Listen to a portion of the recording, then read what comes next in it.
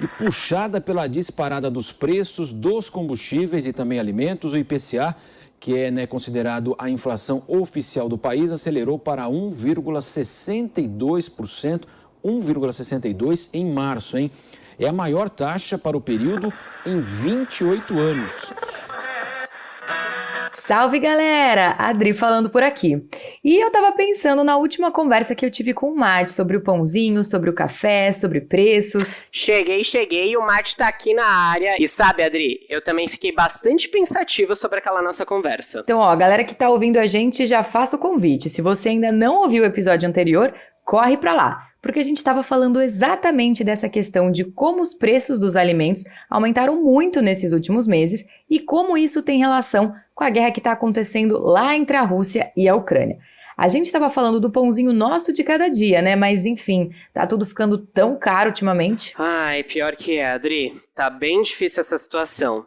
Essa crise mundial, a inflação alta aqui no Brasil, e aí tudo aumentando de preço, eu nem sei por onde começar. Eu só sei que dá vontade de chorar cada vez que eu vou no supermercado, viu? Mas, Mate, deixa eu falar um negócio. Eu sempre ouço de uma tal inflação, mas, na verdade, eu nunca entendi muito bem o que é isso. Você pode me explicar? Olha, Adri, eu até consigo te explicar sim, mas, como eu disse no episódio anterior, eu trouxe uma ajudinha nesse episódio aqui. Eu convidei um super prof que entende muito de matemática e vai falar disso e muito mais, porque, galera, tá começando mais um episódio do Um Dia Pode.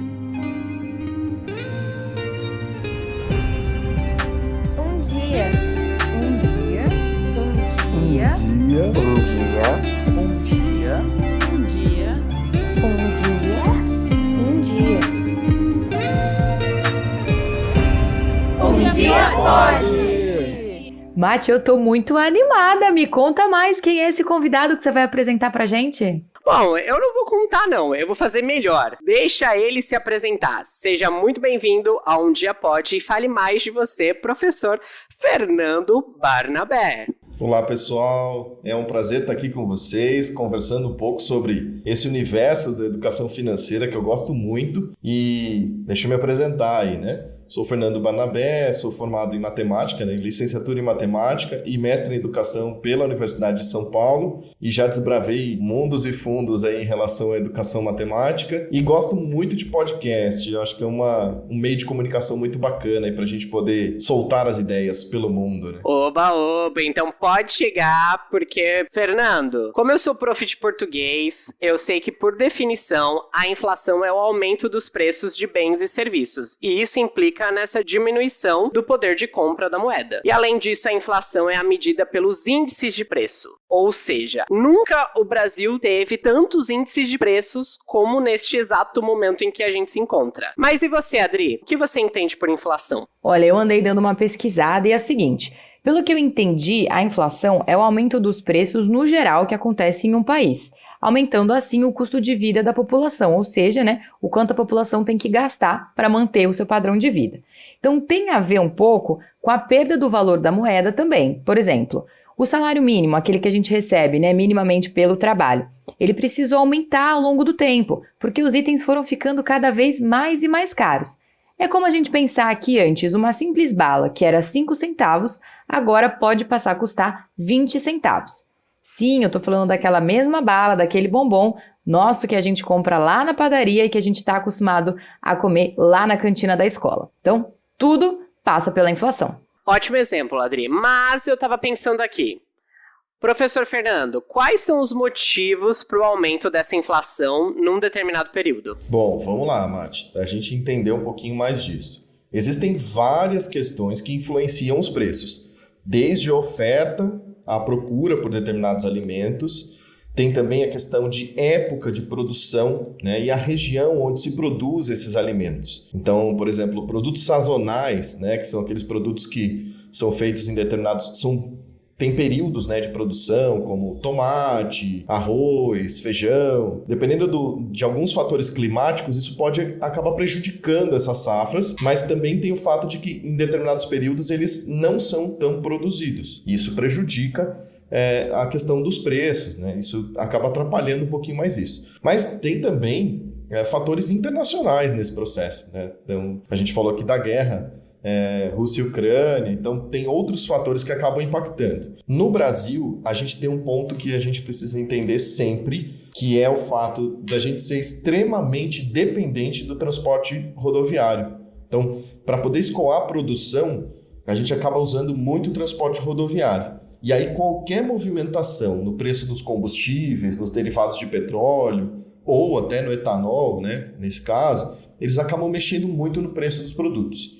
E o gás de cozinha entra nessa história também. Então, tem um impacto substancial aí na questão dos preços. Mas, professor, deixa eu fazer a pergunta, então, que não quer calar, né? Você comentou aqui com a gente que essa questão do Brasil ser tão dependente, né, dos transportes das estradas, ou seja, se a gasolina aumenta, os preços dos produtos no supermercado vão aumentar também, que a gente está suscetível, né, à variação de preço pelas guerras e acontecimentos internacionais. Mas aí que tá o negócio, né? Os produtos estão aumentando, né? Os produtos estão ficando mais caros, mas aí a minha dúvida é a seguinte: o salário também aumenta para a gente conseguir comprar mais esses produtos? Como que funciona essa relação entre o aumento da inflação e o salário? Adri, vamos lá. Para a gente entender esse reajuste do salário, a gente precisa entender que ele é feito em períodos um pouco mais extensos e ele não acontece na mesma velocidade que acontecem os reajustes dos preços. Então, o impacto acaba sendo muito significativo no poder de compra do brasileiro. Infelizmente, a gente tem esse cenário. No final do mês, acaba sobrando mês e faltando salário, né? Como o pessoal diz por aí. Mas é por aí. A gente vai ter muita coisa acontecendo nesse cenário de aumento de preços e o salário não acompanhando, né? Ai. O salário sempre abaixo do necessário quando uma crise chega. E a conta não fecha de novo. Ou seja, só aquele caos e aquele pânico no final do mês e aquele desespero na ida do supermercado, né? Isso acho que tá todo mundo sentindo, você ouvinte tá sofrendo isso no seu bolso também, né? Mas ó, o seguinte, professor Fernando, ajuda a gente aqui com o negócio. Essa questão tem a ver com juros também? Eu lembro de um papo, de um vídeo que eu vi no YouTube, de que os juros são o valor do dinheiro no tempo. Ou seja, como assim? Eles funcionam como se fossem o aluguel do dinheiro. Então, os bancos e outras instituições financeiras fazem essa intermediação entre quem tem o dinheiro, ou quem chamamos de poupador ou investidor, e faz a intermediação com quem precisa do dinheiro, que é o tomador ou o devedor. Eu confesso que, apesar de eu ter estudado juros lá na escola, já faz um pouco de tempo, e eu não lembro da fórmula como que isso funciona. Bom, é mais fácil a gente entender o conceito do que saber aplicar a fórmula. Vocês falaram do pãozinho, não foi isso que vocês disseram? Que tal a gente fazer uma conta simples para calcular os juros acumulados nos últimos 4 meses no preço do pão? Vocês topam? Eu quero! Olha, apesar de não ser tão fã de matemática, eu fiquei curioso para saber sobre esses cálculos. Ótimo, gente. Então vamos lá. Então, eu peço que vocês peguem uma calculadora por aí, já deixem ela à mão e prestem bastante atenção nas informações que eu vou passar aqui. Por causa da inflação, o preço do pãozinho foi reajustado no mês de janeiro em 5%, no mês de fevereiro em 8%, no mês de março em 12% e no mês de abril em 7%. Se eu quiser saber a taxa de juros acumulada nesses 4 meses, eu preciso de nada mais do que saber usar porcentagem e aplicar percentuais sucessivos. Estão acompanhando até aqui? Sim, acho que eu tô. Pode continuar, professor. Isso, a calculadora tá aqui, tá tudo certo. Pode continuar. Então vamos lá. Primeiro, vamos pensar no mês de janeiro.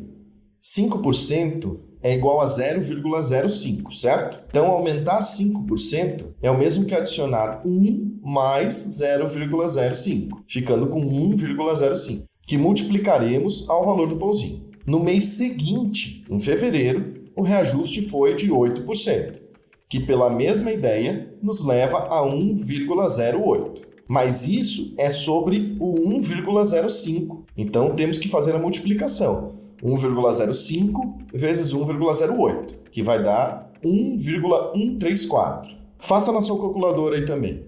Agora, vou usar o mesmo raciocínio para os outros meses. Em março, com 12%, fica 1 mais 0,12, que dá 1,12. Eu multiplico 1,134 por 1,12 e recebo como resultado 1,27008. E por fim, em abril, com 7% de aumento, eu tenho 1 mais 0,07, que dá 1,07 aí no ajuste, e eu vou ter que multiplicar o que eu já tinha, 1,27008, por 1,07. E aí o resultado disso tudo vai dar 1,3589856. Esse número grande. Portanto, o aumento final, que é o juros acumulado, foi de aproximadamente 0,36, ou 36%. Conseguiram entender até aí?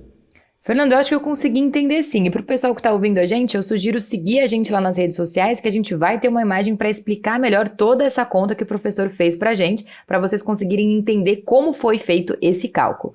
Mas, professor Fernando, deixa eu te perguntar um negócio. Como que eu sei que esse 1,3589856 equivale aos 36%? Vamos lá então, para a gente entender, Adri. 1,36, que seria aproximadamente esse número que você falou agora, seria 1 mais 0,36. Ou seja, a gente tem 1 inteiro, que é 100%, e mais 0,36, que corresponde a 36%. Assim, a gente teve 36% de aumento neste período indicado aí. Então, quer dizer, uma vez que eu entendo o conceito dos juros, né, e da porcentagem, e não só da fórmula, né, como você falou anteriormente, eu consigo fazer, então, essas contas de porcentagem. É isso? Exatamente. Assim, a gente consegue compreender os aumentos, os descontos, apesar deles serem raros, né, infelizmente. O cálculo de porcentagens em tarifas de água ou de energia elétrica, que são pontos constantes, né, da nossa vida. Todo mês tem uma conta de água, uma conta de energia elétrica. Esses aumentos e descontos, eles podem ser verificados com cálculo de porcentagem. Massa demais. Boa! E eu tava pensando uma coisa aqui, para quem ainda não sabe um pouco como transformar porcentagem nesses números fracionários, né? A gente pega esse número, por exemplo, 36% e divide 36 por 100, e aí a gente chega nesse resultado de 0,36. Não é mesmo, professor Fernando? É exatamente isso. Muito bom, Mati. Exatamente essa relação. E é assim que a gente vai conseguir, então, estimar quanto vai ficar o preço daqui a alguns meses? Essa pergunta é muito boa. Quando os matemáticos ou os economistas enxergam, né, um padrão nesses aumentos sucessivos, dá para prever, com alguma margem de erro, quanto vai ficar o preço daquele produto. Nesse nosso exemplo, né, se o pão custava R$12 o quilo no início de janeiro, lá no final de abril, ele passou a custar por volta de 12 vezes 1,3589856. Ou seja, ele passou a custar R$16,31 o quilo. Uau! Isso é matemática! Muito legal quando a gente consegue aplicar o que a gente aprende na escola numa situação do nosso dia a dia. Eu gostei demais, professor, tá de parabéns. Não, eu tô feliz demais porque é isso, né? Quando a gente entende que a matemática tá de fato em tudo na nossa vida, né? Que ela vai estar no pão que eu compro, no refrigerante que você aí, ouvinte, né, compra na escola, na bala que você vai comprar para dar pros seus colegas, no sorvete, né, no produto que você vai comprar, as lojas que você vai estar passando. Então, quem acha que matemática é chata é porque não tá entendendo direito o negócio, né? Porque uma vez que a gente entende a fazer bem o cálculo, aí as coisas começam a fazer muito mais sentido. Então, professor Fernando, super gratidão pela aula de hoje. Pessoal, eu que agradeço muito, foi um prazer conversar aqui com vocês. Se vocês quiserem continuar acompanhando mais informações, eu tenho o perfil no Instagram também, para quem quiser procurar, tem o canal no YouTube. Se você der uma busca lá, Professor Fernando Barnabé, vocês vão acabar encontrando. No Instagram é @prof_Fernando Barnabé e já facilita a vida de vocês para encontrar nas redes. Agora que a matemática vai ficar boa demais, minha gente. E ó, esse papo aqui tá bom demais. E aí já vou deixar vocês ligados, hein, gente? Porque a festa junina tá chegando, então vai ter muita quermesse, né, pra gente gastar e aplicar o nosso dinheirinho aí. Então bora tá ligado no valor dos preços, né, das coisas. E já tô dando um spoiler aqui, hein? Festa junina chegando e eu não vou nem dizer qual que é o tema dos nossos próximos episódios, né? Só sei que vai tá muito show de bola. Então, gente, não perde não, hein? Fica ligado nos nossos próximos episódios. E como diria minha mãe, vem muita coisa retada por aí, né? Mas sem mais spoilers, Adri. E a gente vai ficando por aqui. Eu quero agradecer todos os nossos ouvintes e dizer: e aí, galera, vocês gostaram desse episódio? Comenta lá no nosso Instagram, @umdiapod, sem E ou I no final. E segue o nosso TikTok também, tá? Até mais, bora fazer essas contas direitinho, gastar com sabedoria e hashtag partiu. Gratidão é a palavra do episódio de hoje. Bom demais. Até a próxima. Um dia.